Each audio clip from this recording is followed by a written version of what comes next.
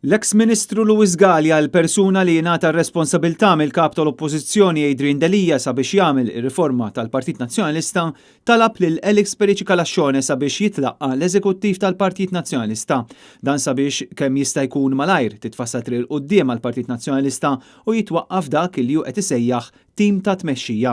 Fittra lil kap tal-Partit Nazzjonalista, Luis Gallia stqar illi hu baqa' jaħdem bi prudenza u b'mod konxju qatt ma kkummenta fil-pubbliku dwar il-proċess ta' riforma li qed imexxi u insista li dan għamlu fl-interess tal-partit u tal-pajjiż sabiex ikollna oppożizzjoni effettiva. Luis Gallia kiteb din littra wara li Adrian Delija sejjaħ laqgħa tal-Grupp Parlamentari Nazzjonalista li saret fid-Dar Ċentrali tal-Partit Nazzjonalista. Min 30 membru kienu preżenti 25 għal din il-laqgħa, kien hemm 5 membri assenti u skużati. Fil-laqgħa tal-Grupp Parlamentari fost materji oħra ġiet diskussa s-sitwazzjoni politika preżenti fil-pajjiż filwaqt li saret diskussjoni fit-tul dwar il-qagħda tal-Partit Nazzjonalista fid-dawl tas-surveys tal-aħħar jiem. Dan kien konfermat minn Adrian Delija nnifsu f'kummenti lil ġurnalisti.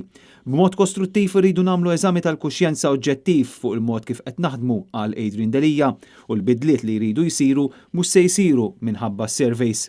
Id-diskussjoni fil-grupp parlamentari kienet deskritta bħala waħda kalma u matura u fiha ħadu sem 21 deputat. Skont stqarrija minn numru ta' deputati, il-kap tal-Partit Nazzjonalista ħanota ta' dak li ntqal u assigura lil grupp li huwa ser jiġi lura fil-grupp parlamentari biex jinformah bid-deċiżjoni tiegħu dwar dak li ntqal. Intant, fi żvilupp ieħor sinifikanti, id-deputati tal-Partit Nazzjonalista Robert Arrigo u Kristi De Bono ħabru illi rriżenjaw mill-karigi rispettivi tagħhom ta' viċi kap tal-Partit Nazzjonalista u President tal-Kunsill Ġenerali.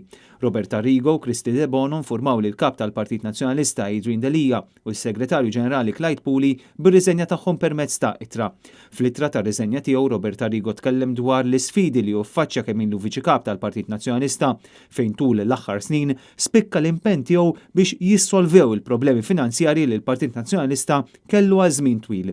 Fl-ittra ta' riżenja tagħha Kristi De Bono qalet li hija kienet qed tirriżenja għaliex temmen li f'dan il-mument għandhom jingħataw spazju nies ġodda fih dan il-Partit Nazzjonalista.